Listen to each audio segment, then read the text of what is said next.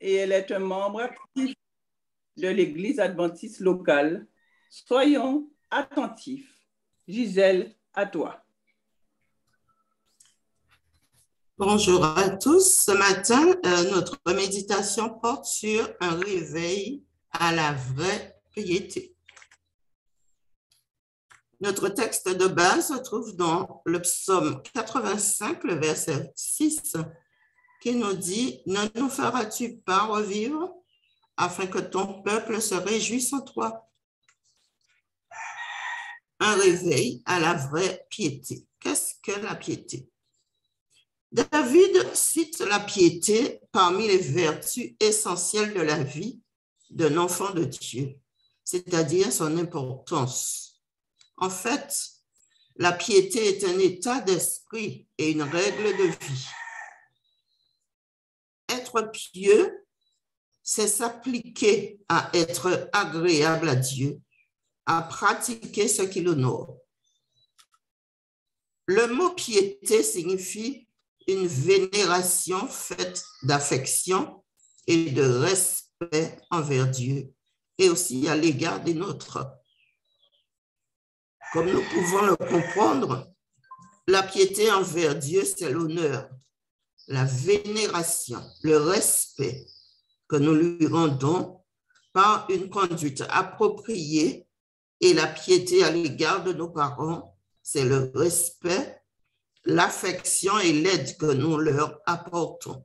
C'est clairement spécifié dans 1 Timothée 5, le verset 4. La piété se manifeste par des œuvres qu'on appelle des actes de piété. Par exemple, Corneille était un homme pieux qui a trouvé grâce devant Dieu. Acte 10, verset 2 à 4 dit « Il était pieux et avec toute sa maison, il craignait Dieu. Il faisait beaucoup d'aumônes au peuple et priait Dieu constamment. Et l'ange lui dit, tes prières et tes aumônes sont montées vers Dieu. Et il s'en est souvenu. » La piété envers Dieu est donc le sentiment qui inspire notre relation avec lui, nous conduisant à rechercher et à faire ce qui lui est agréable. En résumé, disons que l'œuvre de la piété envers Dieu, c'est le servir, lui rendre le culte qui lui est dû. Cela peut se traduire par l'adoration, la prière, les louanges, les actions de grâce, la méditation, l'écoute attentive de sa parole, une bonne conduite qui l'honore, la pratique de l'amour, de la miséricorde. Dieu appelle aujourd'hui à la vraie piété. La question que l'on pourrait se poser, existe-t-il une fausse piété?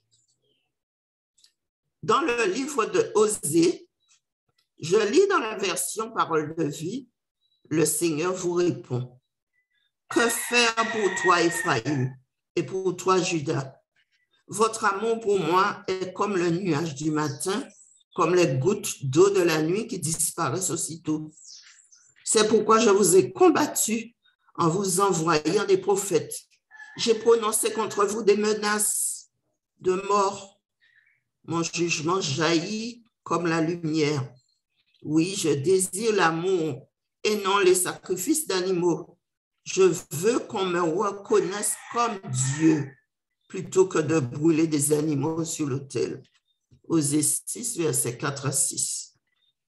Le peuple de Dieu pratiquait une religion vide de la réalité d'un véritable attachement à Dieu. L'apôtre Jacques précise le sens de la vraie religion, la façon de vivre la foi chrétienne de manière convenable. La religion pure et sans tache devant Dieu, notre Père, consiste à visiter les orphelins et les veuves dans leurs afflictions et à se préserver des souillures du monde. Jacques 1er, verset 27. Nous pouvons pratiquer des actes comme la prière, des moments de louange, des activités d'évangélisation. des choses qui peuvent être bonnes en somme, mais qui parfois ne sont malheureusement qu'une forme extérieure de piété, délaissant les œuvres bonnes que Dieu a préparées afin que nous les pratiquions. Sans la réalité intérieure de l'Esprit Saint qui vit en nous, la piété est une coquille vide. Lorsque les Israélites célébraient leur culte dans le temple, selon les instructions de la loi de Moïse, c'était certainement impressionnant. Le chœur des chanteurs, de magnifiques chorales, des sacrifices offerts, des costumes de sacrificateurs. Cependant, à un moment donné, Dieu leur a envoyé son prophète pour dire que tout cela ne servait à rien, car ce n'était qu'une forme extérieure de piété. Leurs pratiques religieuses étaient devenues aussi vaines que celles des païens idolâtres qui les entouraient.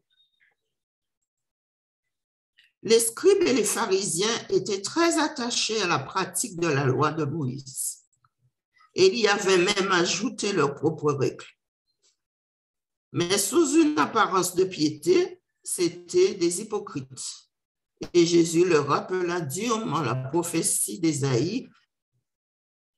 Hypocrite, Ésaïe a bien prophétisé sur vous quand il a dit « Ce peuple m'honore des lèvres, mais son cœur est éloigné de moi. C'est en vain qu'il m'honore en enseignant des préceptes qui sont des commandements d'hommes. » Mais qu'en est-il du peuple des derniers temps que nous formons? En 2 Timothée 3, verset 5, l'apôtre Paul dit qu'ils aimeront le plaisir plus que Dieu, ce qui ne les empêchera pas d'être religieux. L'amour du plaisir fait partie des signes des derniers temps, chers frères et sœurs. Il n'y a jamais eu autant qu'à notre époque d'énergie dépensée dans le monde pour procurer du plaisir. Tout est précepte au jeu, à l'amusement, à la fête, au plaisir. Nous vivons des temps de confusion dans bien des domaines et surtout dans le domaine de la foi et de la piété. L'apparence de la piété est un mal qui s'amplifie dans les derniers temps. Rappelons-nous ce texte, Matthieu 15, versets 7 à 9. Ce peuple m'honore des lèvres, mais son cœur est éloigné de moi. C'est en vain qu'il m'honore en enseignant des préceptes qui sont des commandements d'hommes. Mes amis, soyons sincères et demandons au Seigneur de nous venir en aide, de nous réveiller de cette léthargie dans laquelle nous sommes plongés depuis trop longtemps déjà. Dieu appelle à un réveil de la vraie piété. Un réveil de la vraie piété parmi nous est le plus grand et le plus urgent de tous nos besoins. Chercher ce réveil à la vraie piété devrait être notre premier travail. Faisons sérieusement cet effort pour obtenir la bénédiction du Seigneur. Non pas parce que Dieu ne veut pas nous accorder sa bénédiction, mais parce que nous ne sommes pas préparés à la recevoir.